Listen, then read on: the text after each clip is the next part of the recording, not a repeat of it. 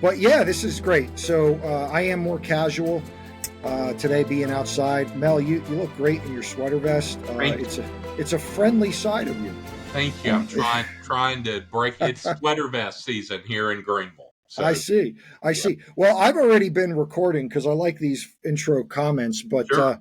for our listeners, the introduction, um, we have a great episode today, and we have the marvelous, mysterious, master of all things BCO, the measuring stick for what it is to be a PCA churchman, the man himself, my friend and yours, Mel Duncan.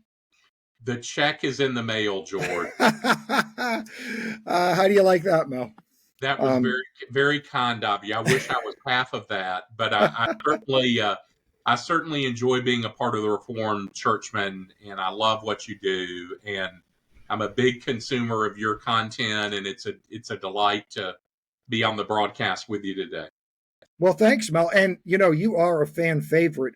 If I can be, if this show has fans, but honestly, you've been on maybe 3 or 4 times. You did a BCO episode, Yeah. but probably the most commented on episode that I have is the one you and I did about church administration Yeah. and ruling elders helping with church administration. I just got a message last week from a man I haven't ever met. He just knows me from Twitter, and he said that was one of the greatest episodes he'd Wow. heard. So, Wow. Well, God be praised. You and I have some similar life and background story in terms of church administration, and there's a real joy and art in doing that, and I enjoy talking about it and doing it for a living.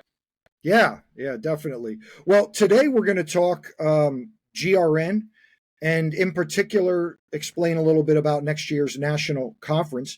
But again, I mean, you really don't need an introduction, but just to remind people, you are the clerk of Calvary Presbytery, the stated clerk.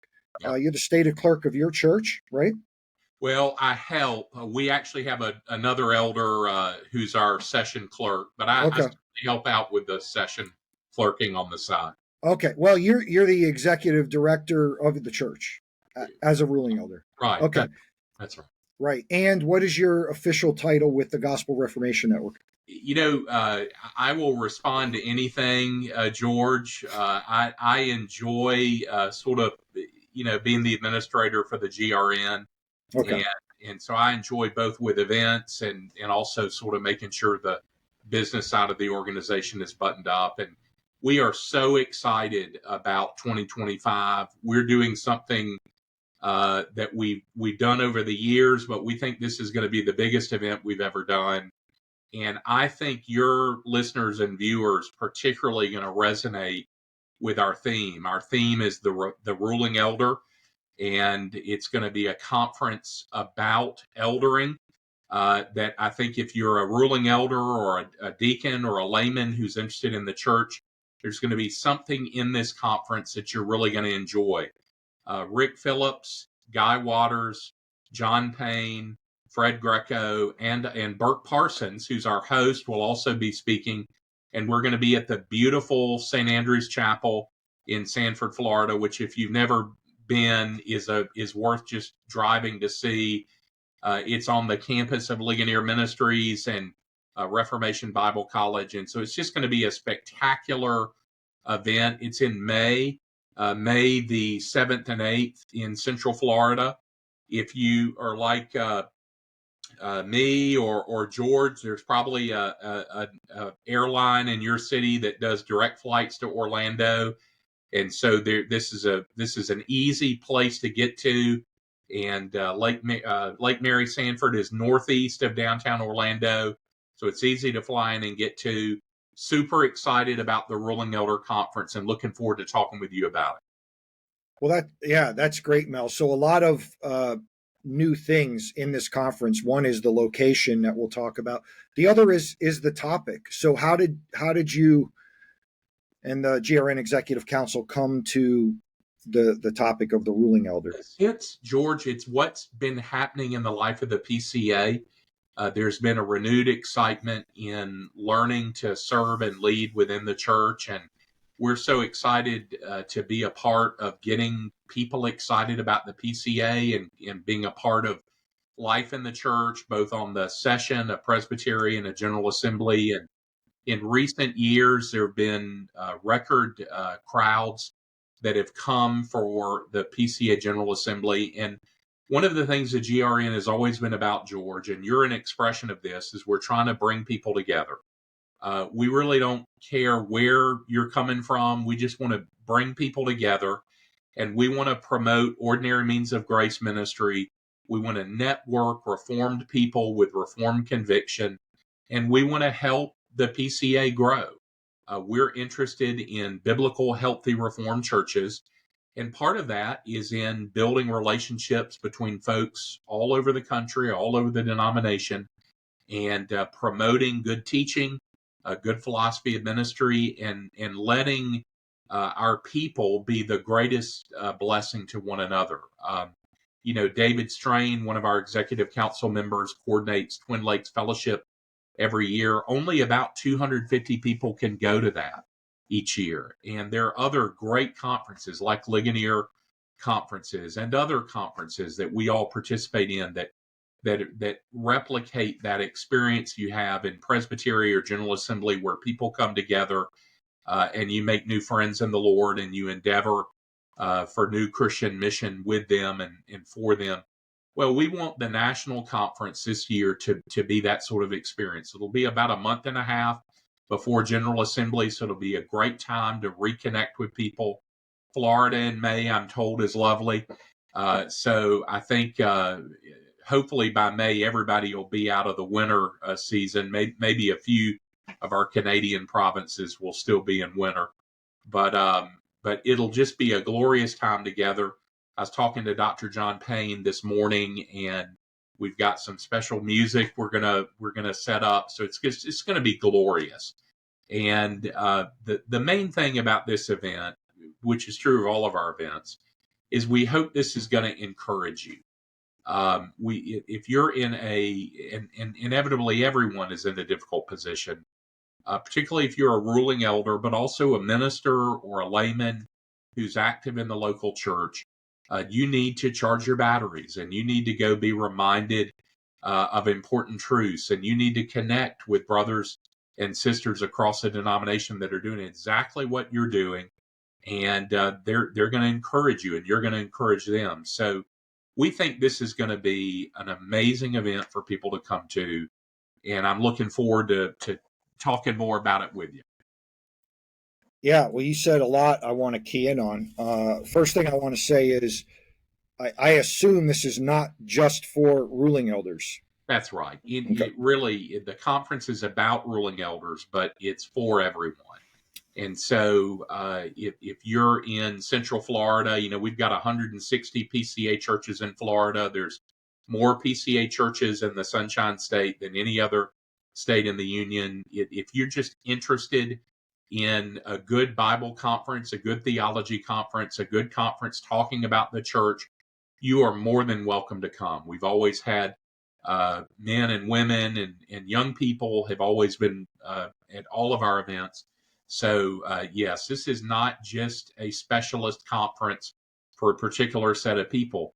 This is actually an ideal conference if you want to learn about being an officer in the church, or if you want to learn about the principles of polity in the church. This would be a great event for you to go to. If you're a young deacon and you feel like the Lord is calling you into ministry, this would be a great event for you to come to. Our friends at Ligonier and St. Andrew's Chapel are going to help us do a bookstore. So there's going to be tons of resources there. But most importantly, there's going to be great teaching. I mean, Guy Waters literally wrote the book on how Jesus runs the church. And, Bert Parsons is just a fountainhead of good teaching and good cheer, and John Payne and Rick Phillips. So it's just going to be fantastic. And if anyone is welcome to come, and we'd love to have you. Yeah, no, that's great. And so, for teaching elders and young teaching elders, old teaching elders, part of our job is to help equip the session and support our elders. It's to train them. It's to teach them. The BCO talks about these things. And so this is as much for I love that you even included deacons there, or even people considering office. I think by being in South Florida or Central. Central Florida, but you have access to the whole state Yeah. from where it is. It's such a great location to bring open really the Gospel Reformation Network up to a different market. Not that, I mean, there's always been Florida people there, but it really makes it accessible. And so I'm just excited for that. How'd you guys pick the location?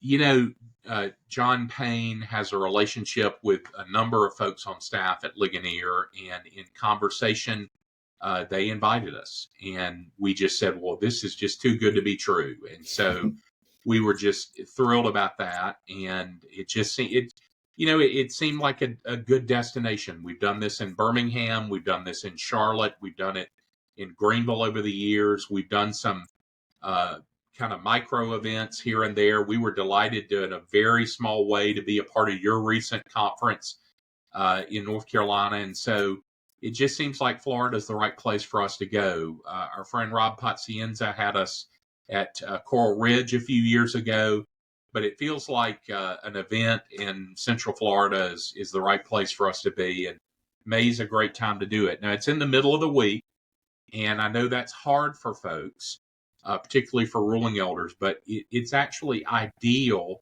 if you could bring your family and take a couple of days and just enjoy good Bible teaching.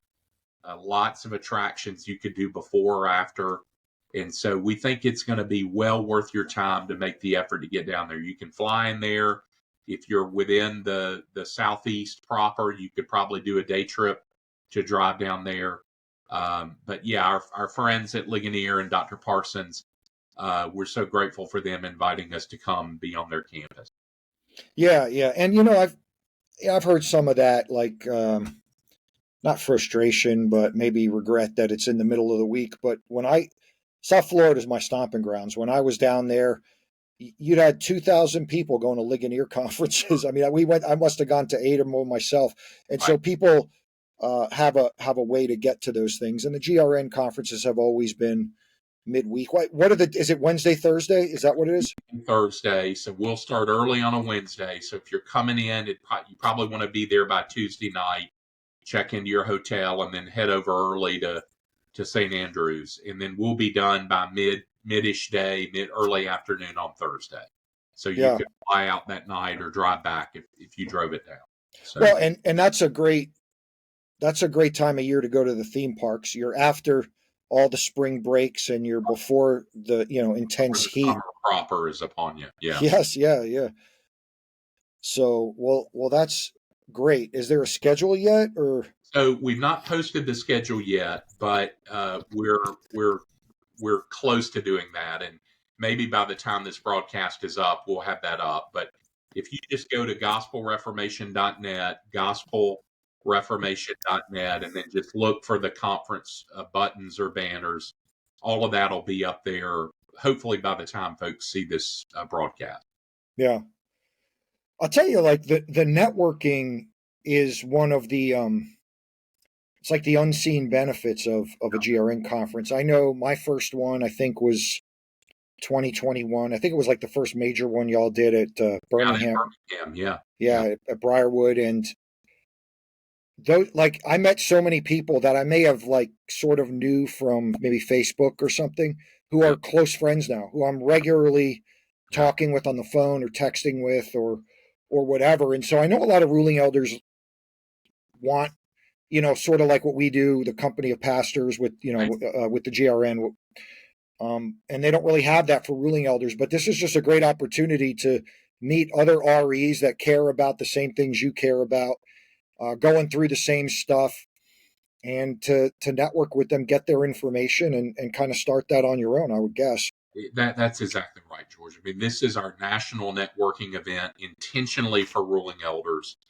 And if you've been attending GA and you've been participating in the life of the church on a permanent committee or service within the church, it's an ideal event to come to meet with folks. And outside of the crucible, the intensity of GA, to just enjoy worshiping and teaching and networking with some brothers. like you coming to the GRN event in Birmingham, I can think about the first kind of an event like this that I went to 15 years ago. Tons of new friends I made, people who I can just call up like you, George, and just say, hey, how do you handle this HR situation in the life of the church? Or how do you deal with, buying insurance for a mission trip for a local church? Just practical stuff, but also godly counselors, to have Fred Greco, to be able to call and say, Fred, what on earth am I supposed to do here? You're going to meet people who just know how to do the church and who love the Lord. And that's an exciting thing to do. That's what we're called to do as Reformed churchmen. We need to, do the church in a Christ-like way and in a good and orderly way. And this is a great place to come and learn how to do that. Yeah, definitely. I really think the GRN has really helped like add a dimension to being connectional. I mean, it doesn't replace a presbytery or general assembly, but it does connect us across those presbytery boundaries and gives us more perspective through others' experiences in different areas. Yeah. And so it's yeah, there's no loss of testimonies of what like these kinds of events and what this organization has meant to men in the PCA. And I'll say, I think things have kind of died down in the PCA as far as some of the more tense stuff. Yeah. And the GRN is often characterized as maybe a side or a view, but every GRN event I've ever been to, I see men from the whole spectrum. Yeah. In the PCA, in at a GRN event, everybody is genuinely welcomed. It is not a factious type of a thing. Maybe speak to that a little bit, like some of what the perception could be and what our hope is. Yeah, I mean, we've never had as a thrust of the organization cultivating a faction. What we want to do is speak into the heart of the church, and we want to promote. I can hear John Payne's voice in my head. We want to promote warm-hearted, winsome Reformed Christianity. There's plenty of space for everybody to get on the boat. If you're new to confessional Presbyterianism and you're in the PCA, this is a great place to begin your journey into Reformed distinctives. And at the end of the day, we just want to help the church be the church. And so we want to promote healthy Reformed philosophy of ministry. We want to create opportunities for brothers to network and learn. And we want to give the church resources to think about critical issues in the life of the church. You mentioned that we're in a relative time of peace in the life of the PCA. Praise God that the PCA has wrestled with theological issues, whether it be the federal vision or egalitarianism, or most recently, side B gay Christianity. And for the most part, not uniformly, but for the most part, the PCA has spoken in such a way that we've reaffirmed Reformed distinctives.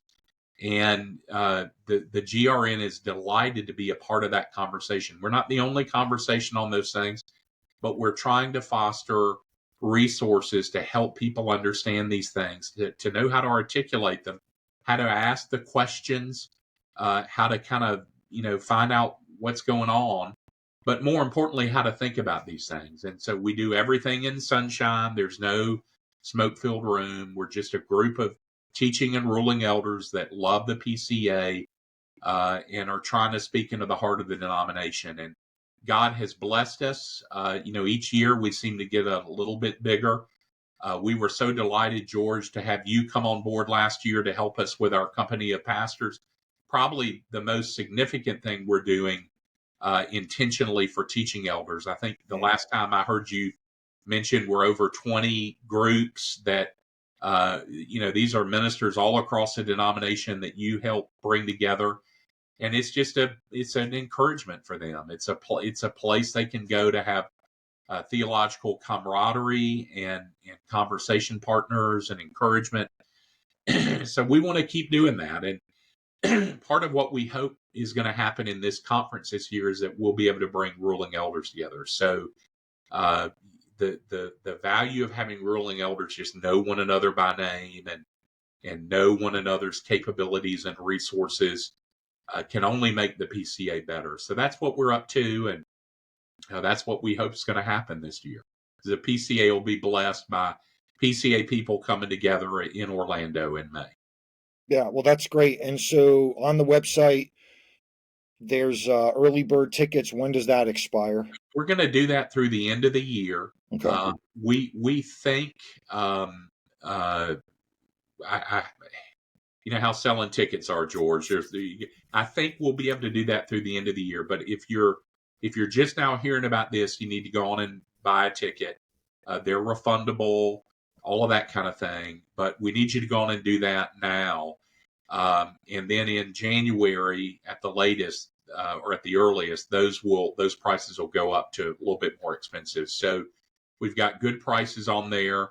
And we've also got some, if you're a seminary student or a college student, we've got some affordable options for you and so forth. So just go to gospelreformation.net and look for the Ruling Elder Conference in May. We've got a picture of kind of a scary old man being ordained, kind of a classic Presbyterian art that's up there, and just click that on, and it'll take you to an Eventbrite page, and you can get registered for the event. You mentioned Orlando in May. If you want to bring your family, it'd be wonderful. I mean, again, if you've never been to a Ligonier conference, they're spectacular. Oftentimes, the Sunday after a Ligonier conference, it'll sort of be Ligonier Sunday at St. Andrews. It's a medieval church in the middle of Central Florida, and it's just spectacular. And we're so appreciative of Burke and the staff there at St. Andrews, and it's going to be a good event. Bring your family; they'd be welcome, and bring your Bible. And I would tell you, bring your BCO too. I'll probably talk a little bit about that in my talk, and I think there's a lot of usefulness to that that'll be a blessing to people. Bring your BCO. What is that? I guess that is BYOB. BCO. That's good, Mel. I want a BCO with your picture on the cover. Well, you with your smile. I wouldn't wish that on anyone, but I'll smile for you, George. Yeah. So besides the GRN conference, like what are some other things? And obviously I know, but I'm trying to just expose others. What are some other things the GRN is doing? What is the mission? What is the purpose? And what are some other things?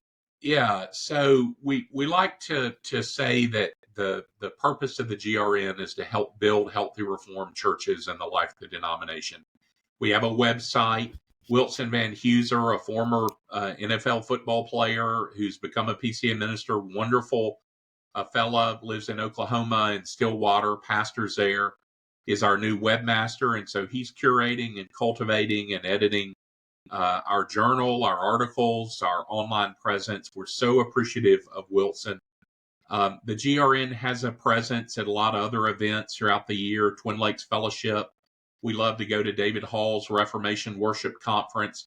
You'll see us at events like at your church when you had Rosaria speak, as well as our individual general council members and executive council members are speaking all the time, all over the place. I think the thing that we're probably most known for are our events at General Assembly.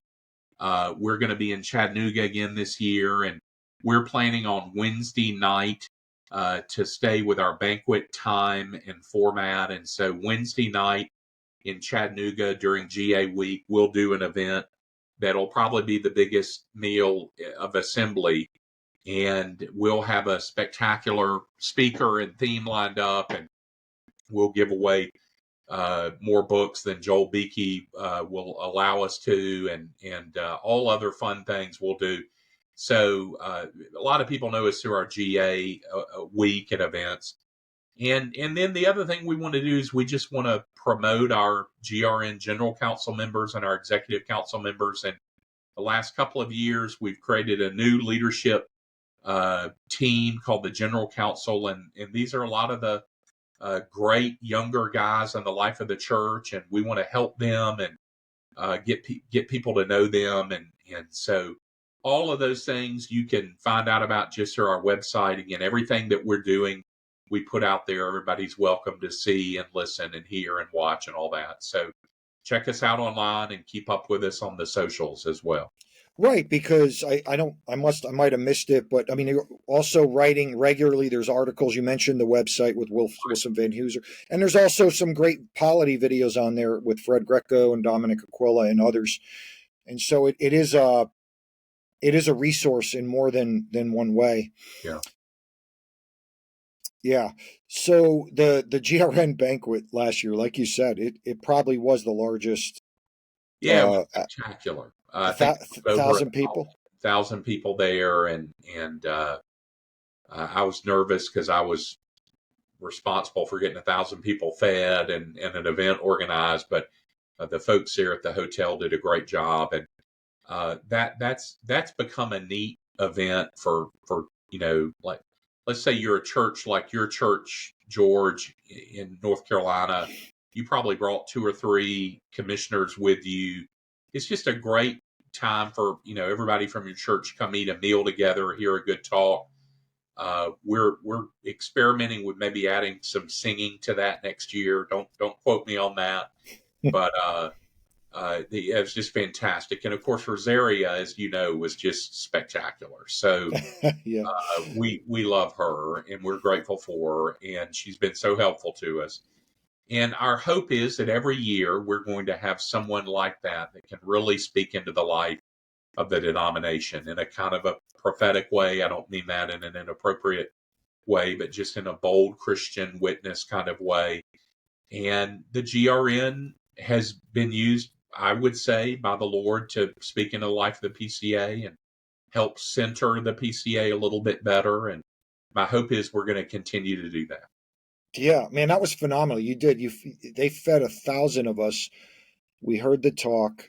It really opened the door to so many people. Like I just set up a few company of pastors groups in the last week or so, and I always ask, how did you learn about company of pastors? How did you come to learn about GRN? And the majority of this group was because of General Assembly, and they said, and I did exactly what you said. So we actually had 6. Five commissioners, but 6 guys from our session came, and we all went. And so I think you've recommended that before, but it's a great way to do like a dinner for your church. So, right. You could basically get a whole table with your group, right. Or between your group and another group, you'll be sharing a table. You'll meet some other people, but it really is. And whatever the tickets cost, you get more than that back in books. In books alone, I mean, it was criminal how much product we gave away. we want to bless people, and people, the GRN churches and individuals have graciously supported us, and so we want to use that money to bless people. So, yeah, we gave away some great material. I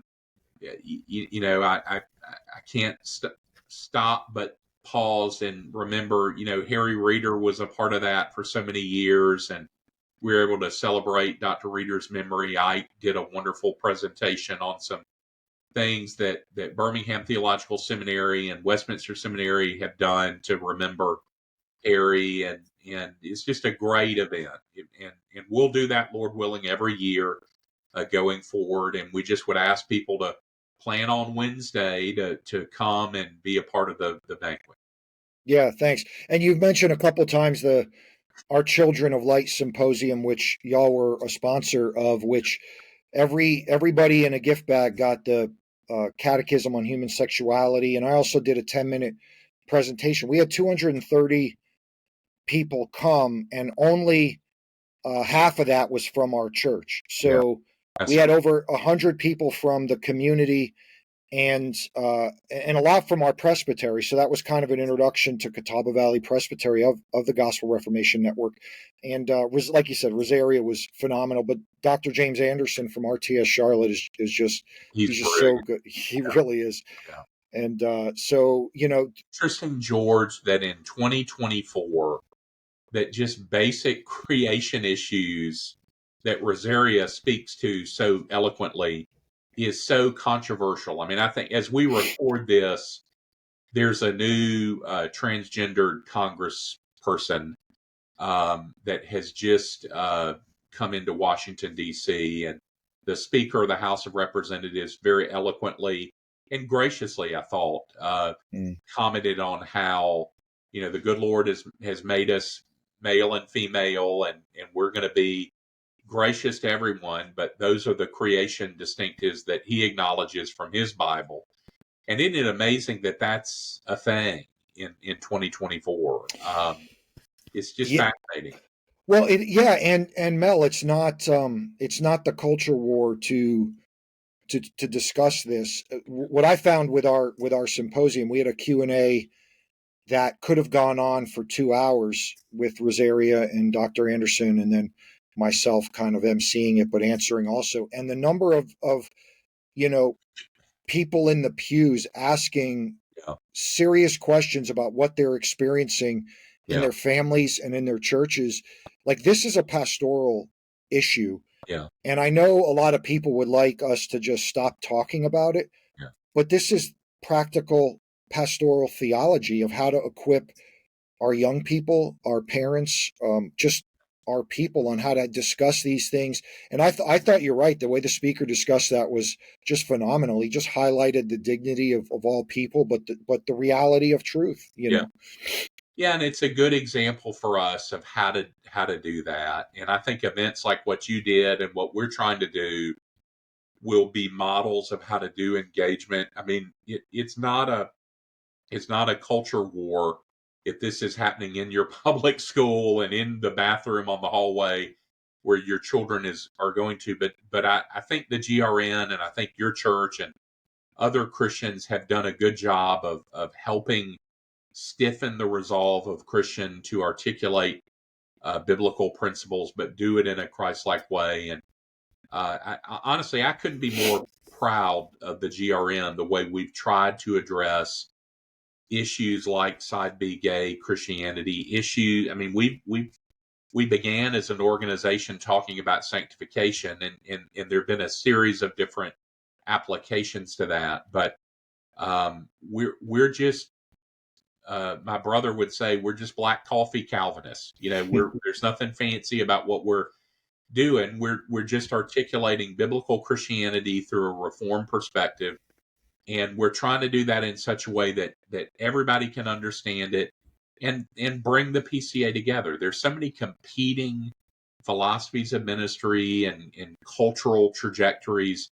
We think confessional Christianity is sufficient, and we want to promote that through our events. And as we think about what that looks like in the life of the PCA, I think you're going to find that this is going to help PCA churchmen learn to communicate better, to communicate with conviction, to communicate with being informed.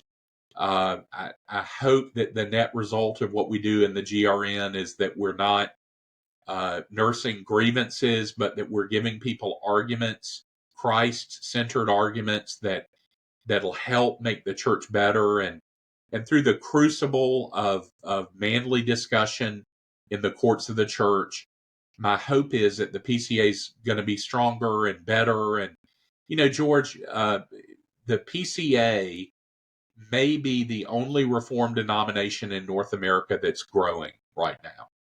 And that's not to be taken for granted. And there are a lot of, the Holy Spirit is the primary author of that success, but his chosen instruments in doing that are a lot of good PCA churches reaching out to people in different places and ways. And the GRN understands that. We want the church to grow, but we want the church to grow not just outwardly but inwardly. We want to grow in conviction and knowledge and love and practice, and we want our in the PCA we've always valued our teaching elders to be highly qualified and highly trained, and we want them to learn languages, and we want them to learn principles of exegesis, and we want them to be able to write clearly and to communicate. Likewise, the PCA wants ruling elders to be thoroughly equipped, apt to teach, able to serve and lead. And that unique tension is uniquely PCA, a highly qualified teaching elder pastor and a highly godly, or I should say, godly, bold, zealous ruling elder who is able to teach and lead. And that combination works every time it's tried. And it's good enough to lead PCA churches. And there are all kinds of other people, deacons and laymen and staff members and all sorts of other things that complement that. But that relationship and that building block of the church, a godly teaching elder and a godly ruling elder, is essential to a healthy Reformed church. Amen. I mean, as a, I was a ruling elder, but as a teaching elder, I couldn't do it without my guys, and they're phenomenal. And as I think about what you were just saying too about the growth of the PCA, and then, you as the PCA grows, and we're at around 2,000 churches, MNA has set a goal for another 50% or 1,000 in the next 10 years. You actually need more ruling elders than you need teaching elders.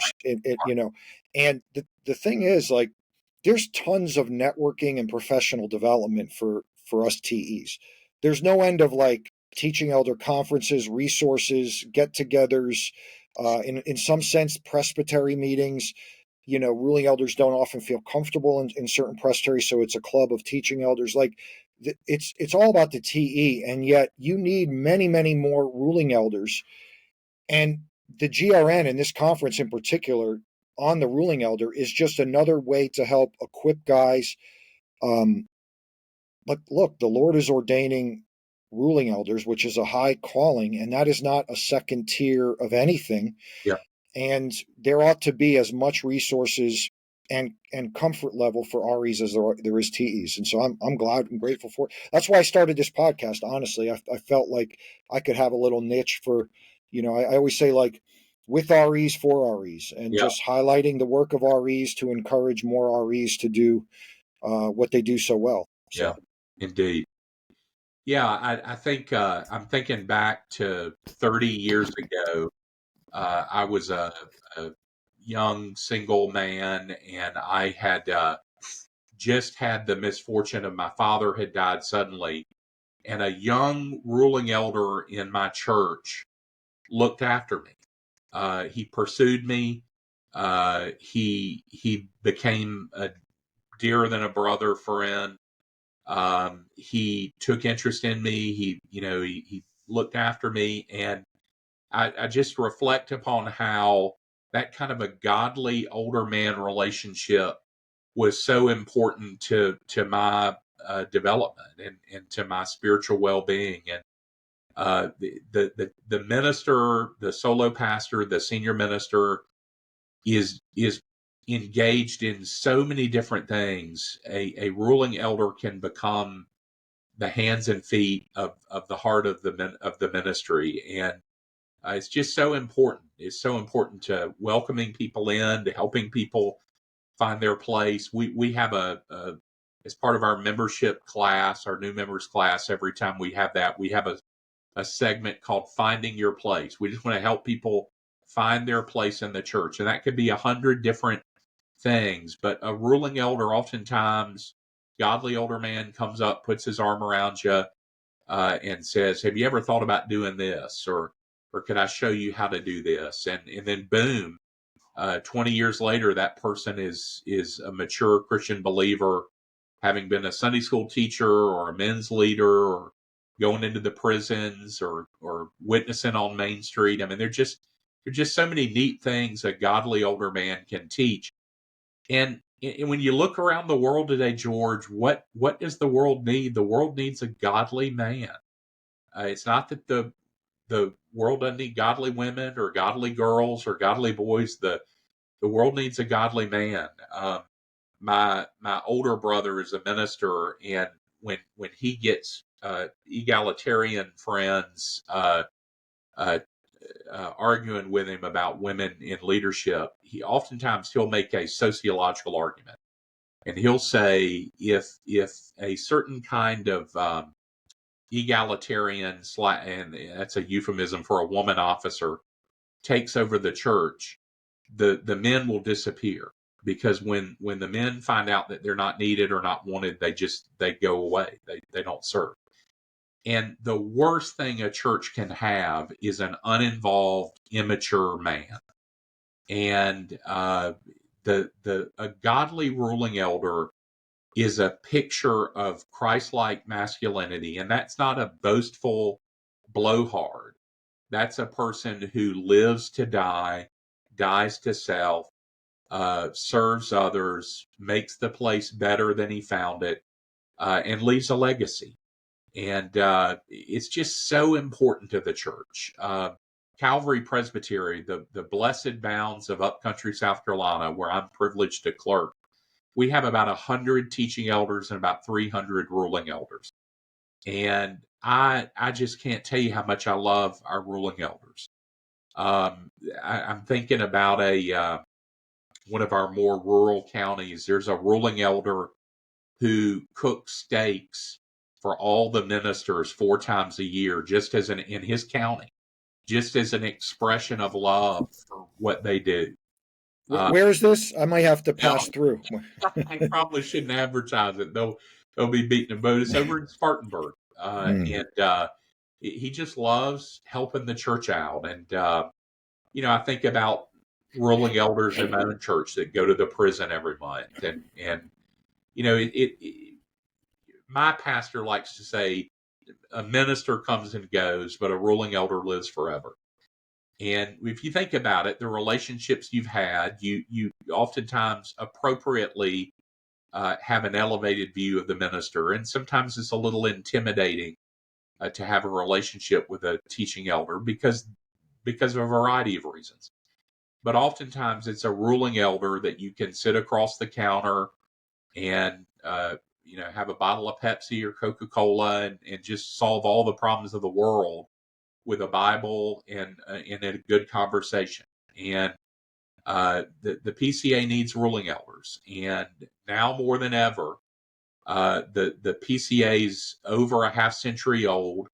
Our founders have just about all gone and died and gone to heaven, and we need men to stand in the gap, and we need men to learn the culture of the church and to learn the songs of the church, and not just wear the jersey, but love the colors. And the PCA is growing. The Lord has protected us. I think that the theological controversies of recent years have actually made us better.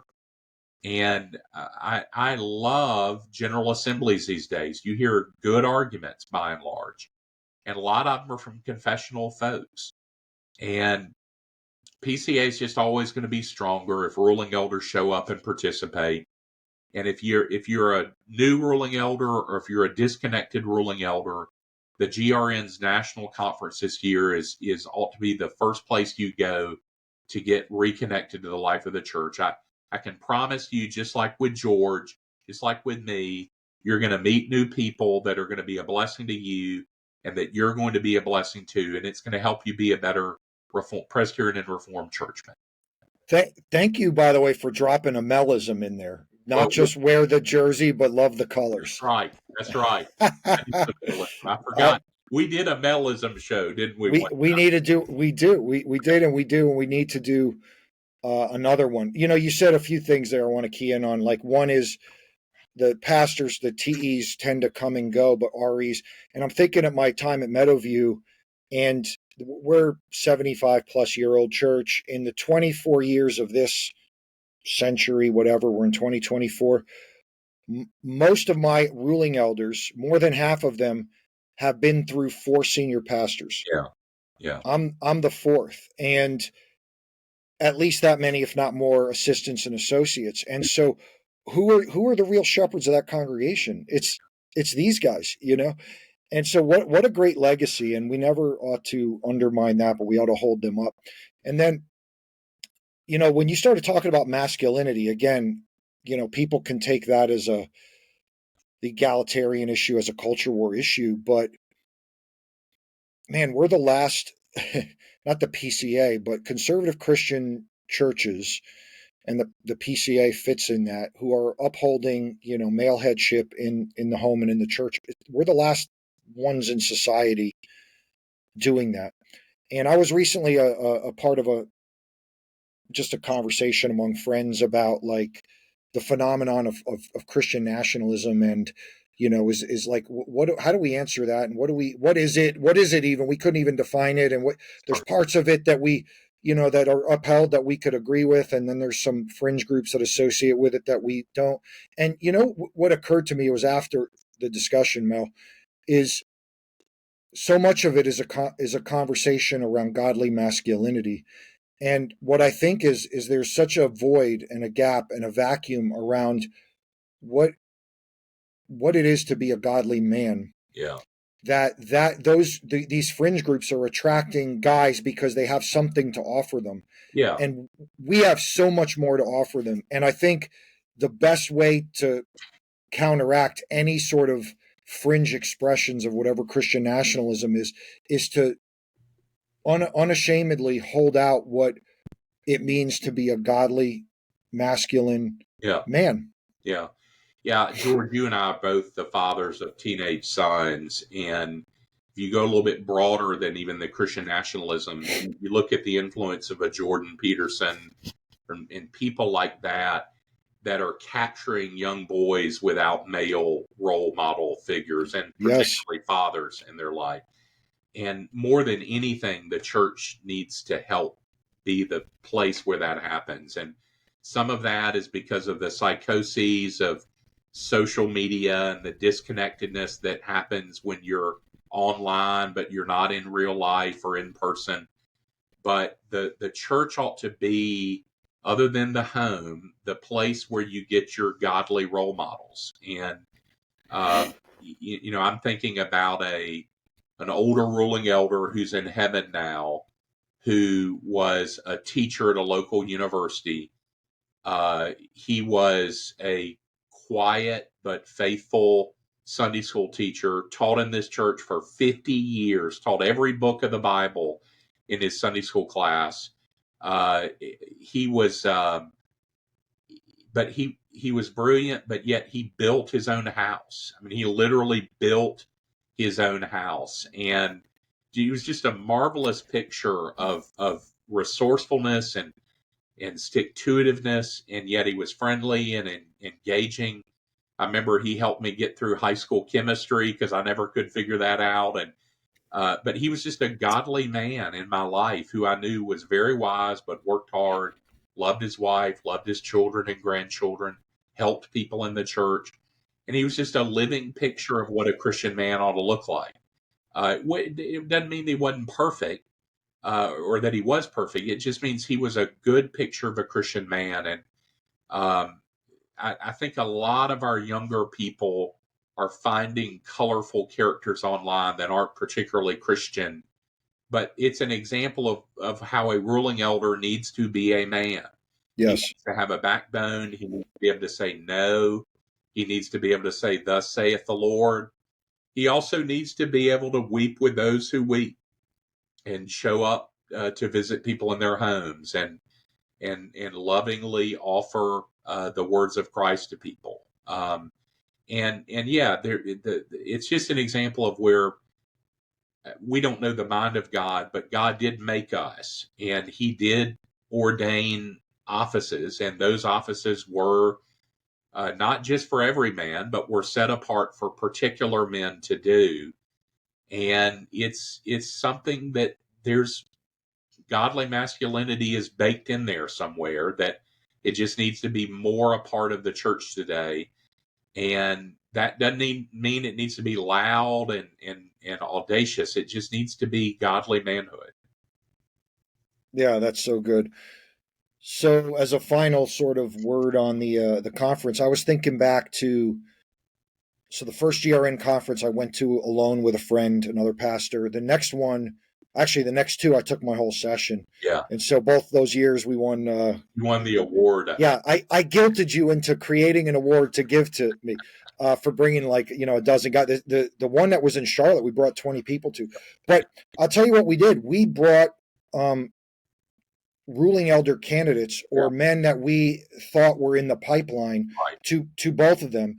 And as it almost became a part of their training, it became how we had conversations with these guys, the GRN conference, and it wasn't even particular to the ruling elder, although there were ruling elder talks. The first year, Fred Greco gave one, you gave one the next year. And so this is just a plug for if you are having ruling elder training in your church and you're, within striking distance of Orlando, bring these guys, because it'll really show them again, just men on the floor. The people in the audience will just have a sense of gravitas and the high calling of what it is to be a ruling elder and godly masculinity in that. Yeah, that's exactly right. And it's pretty special to have a day with your pastor in a car ride down to Orlando. That alone is special, and it's a great time for churches to bring a young intern or a godly young man who's interested in ministry. You could open up the whole world to them of what church life is like. So take advantage of that. Be like George and bring your whole session, and we'll make sure you have a good time.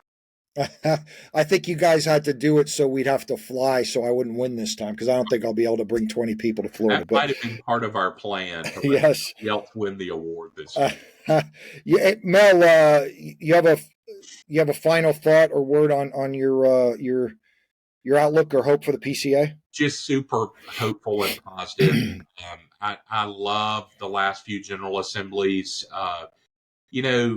As someone who I grew up with the PCA. The PCA was I was 3 when the PCA was born, so I spent almost my entire life within the bounds of the PCA, and I grew up within a family that was very confessionally minded, and so I always felt a little bit like a remnant within the PCA, and yet in the last generation, because of just the growth of confessional Christianity, I feel more and more connected and proud of the PCA. And I guess the thing I would want to leave you with, George, is it's a great time to be PCA. We have tons of problems, but we're working on it. And I love even the theological conversation. I feel like that confessional voices are making a big difference in helping the PCA be better. So the big thing I want to leave you with is just I am very excited about the state of the church right now, and hopeful. That's great word, Mel. Why don't you leave us with another Melism? So I said this the other night. Somebody made a comment about how do you deal with critics, and I gave them the message that my mother gave to me. And that is, the way you deal with critics is that you outlive them, you outwork them, and you outlove them. And so that's my Melism for you today, George. Well, thank you for that. We're going to end on that. It's always great, Mel. We need to do another church administration episode. Would love to. Okay. Well, we'll get this one in the books. Happy Thanksgiving to everyone. And this was great. Yeah. Thanks again. All right. Thanks, Jordan.